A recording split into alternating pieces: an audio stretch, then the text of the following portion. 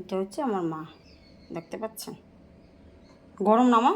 না সবে দিয়েছি হচ্ছে, মানে মেঘে না কত ফুটো হয়ে গেছে মনে হয়।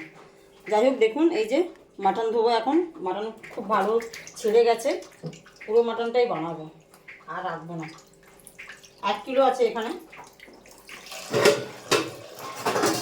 আমি না বেশ ভালো করে ধুয়ে নিই, ধুয়ে তারপর দেখে, হ্যাঁ, নাহলে ভিডিওটা অনেক বড় হয়ে যাবে, তখন আপনারাও বিরক্ত হবেন দেখতে, বুঝেছেন? আমি ভালো করে ধুয়ে নিই তারপর দেখেন।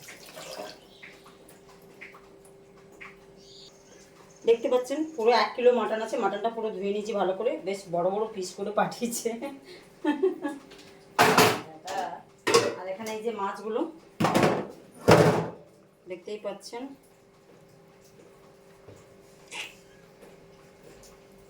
এগুলো এত পাতলা কেন মা? দেখো তো এগুলো কি পাতলা।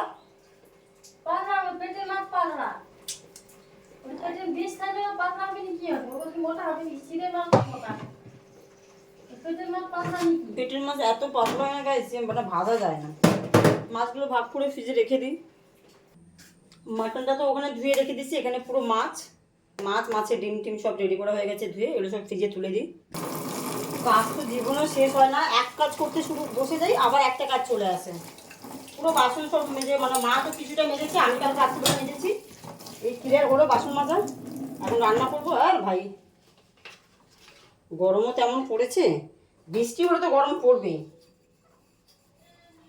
কালকে মা রান্না করেছে, আর একজন মহাপুরুষ রান্না করেছে, পুরো একদম পুরো কেজড়ে ফেলেছে যেন গ্যাসটা। আমি কাজে বাড়িতে এমন রান্না করি, আমার গায়ে তো একটা ছিটে ফোটা পড়ে না, প্লাস হচ্ছে গ্যাস তো একদম পরিষ্কার, মানে গ্যাসে মুছতে হয় না, গ্যাস এত পরিষ্কার থাকে।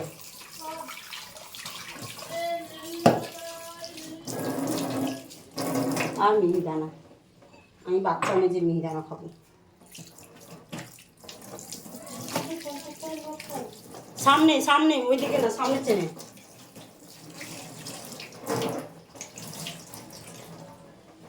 এই তো সামনে আছে, কোনো টাকা নেই? টাকা নেই?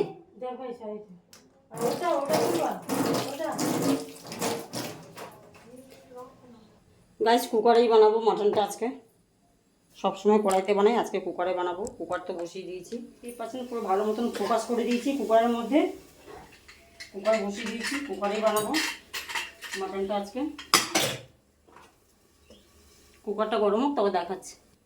কুকারটা গরম হয়ে গেছে, হ্যাঁ গরম হয়ে গেছে। তেল দিয়ে দিলাম।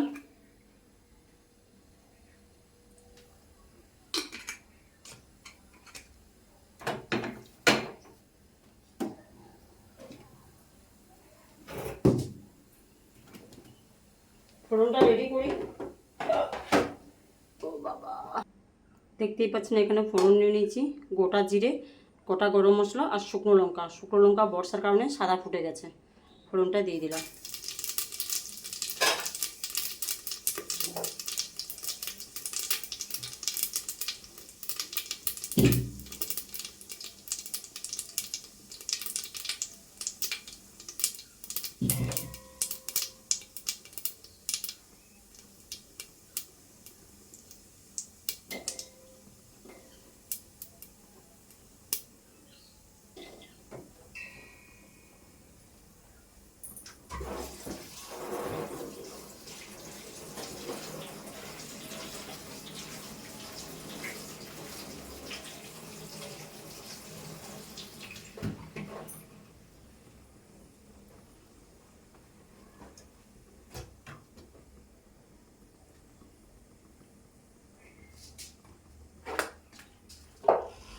সামান্য একটু চিনি দিয়ে দিলাম।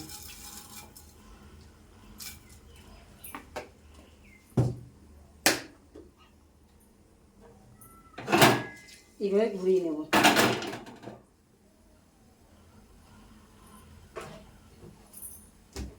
বেশি রিচ করবো না, কেন মাও খাবে। তাই দুটো পেঁয়াজ দেখুন কত সুন্দর একদম ঝিরি ঝিরি করে কুচিয়ে নিয়েছি, পেঁয়াজটা ফোড়ন দিলাম।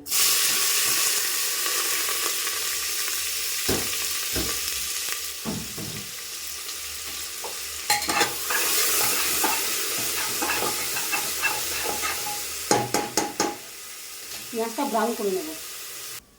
সো গাইস পেঁয়াজটা কিন্তু ব্রাউন হয়ে গেছে,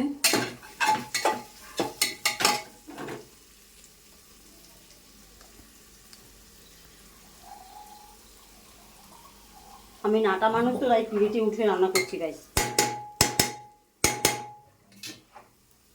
মাটনটা দিয়ে দিলাম।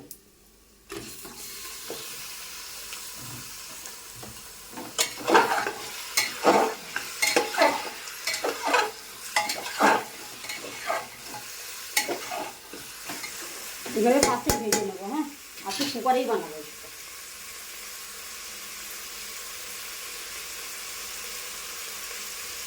আর বাটা মশলার মধ্যে কী দেবো দেখে নিন। এখানে একটুখানি টমেটো, মানে একটা টমেটো, একটু রসুন আর একটু গোটা জিরে পুরো মিক্সি করে নেবো। ঠিক আছে, এই যে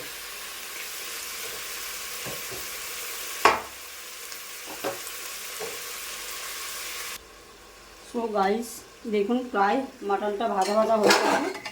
হ্যাঁ, এইবার এর মধ্যে আমি মশলা সব অ্যাপ্লাই করব। আমিও আজকাল কথা বলতে শিখে গেছি, সবাইকে দেখি তো দেখে দেখে শিখে নিচ্ছি কে কীরকম কথা বলছে। তো এখানে দেখুন রসুন, টমেটো আর গোটা জিরে বেটে নিয়েছি, পুরোটা অ্যাড করলাম।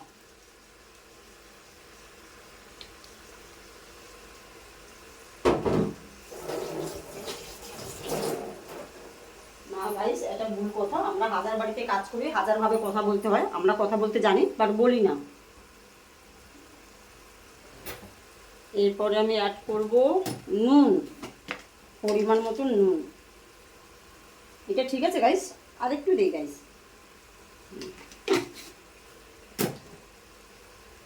এরপরে দেব হলুদ গুঁড়ো,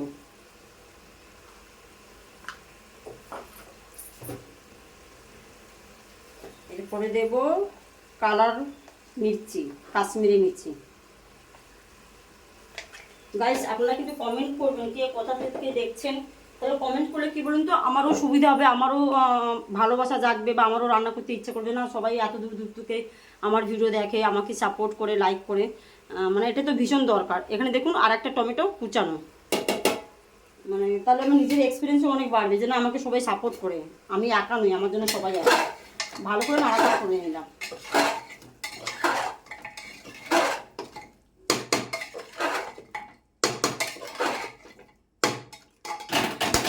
এবার ঢাকা দিয়ে দিয়ে কম আঁচ করে 5 মিনিট পর পর নাড়বো। এটাকে ভাত বসিয়ে দিই। সো গাইস 5 মিনিট পর চলে এসেছি।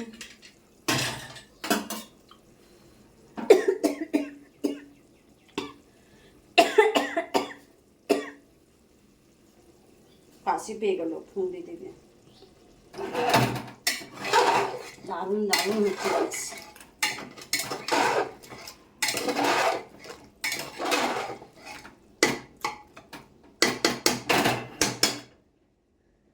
খুবই কম তেলে বানাচ্ছি আজকে। আবার 5 মিনিট।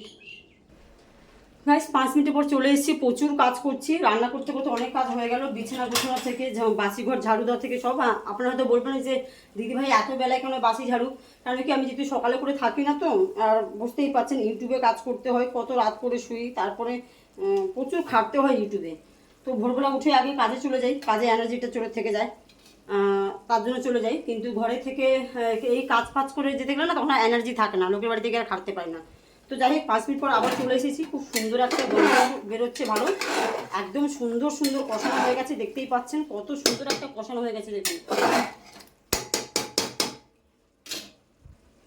তো এইবার চিকেনে বলছি তো চিকেন হয়ে গেছে। মাটনে আলুটা অ্যাড করলাম।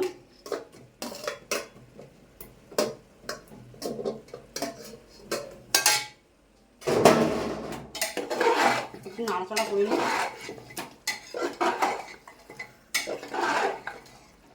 প্রায় 1.5 ঘন্টা কষিয়েছি। এবার দেব গরম মশলার গুঁড়ো, হাতে করে দিই, নামমাত্র দিলাম।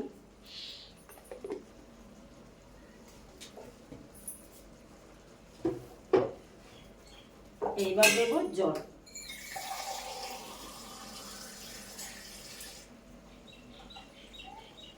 এক গ্লাস জল দিলাম, কারণ মাটনটা সিদ্ধ হবে আর আমরা একটু ঝোল খাবো।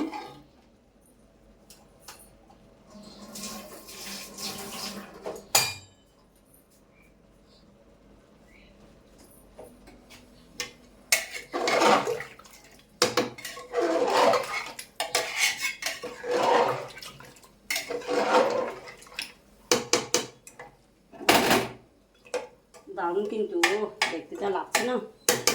এবার প্রেসার দেবো, ফুল সিটি 3টে দেবো, তারপরে কম আঁচ করে 5 মিনিট। গাইস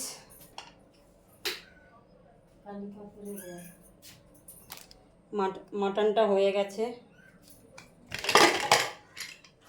ও হো হো হো হো হো হো। এবার খাবার পালা, দেখতেই পাচ্ছেন একদম ঝোল ঝোল মাটন। ওয়াও, দেখতে কিন্তু ফাটাফাটি হয়েছে। মাকে ভাতটা দিয়ে দিই। মা বলছে শুধু মাটন, মানে আরে বলে না সবজি হলে ভালো হতো, আমি তো সবজি খাই। আমি তুমি এটা দিয়ে খাও ভালো, সবজি ভালো। আমার ভাতটাও বেড়ে নিচ্ছি, আমিও খাবো। খেয়ে আমি ব্যাংকে যাব, ব্যাংক থেকে পাসবুক নেব মেয়ের, সেটাকে জেরক্স করব, জেরক্স করে আবার মেয়ের কাছে যেতে হবে। বুঝতে পেরেছেন গাইস?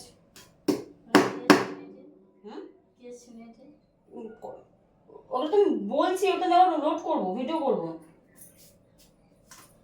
দেখো তো আমার মা কি বলছে, বলছে কে শুনেটে তুই যে কথাগুলো কৌটু। গ্রামের মানুষ তো গাইস, আর কি বুঝবে বলো। মাকে মটন দিয়ে দিই।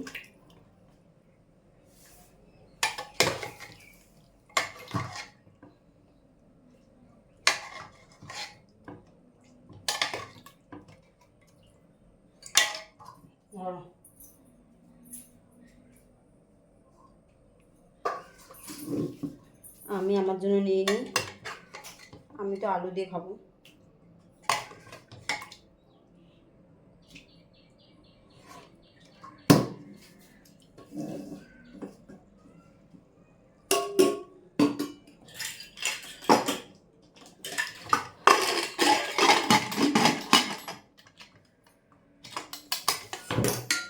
তাহলে আজকের এখানে সমাপ্ত।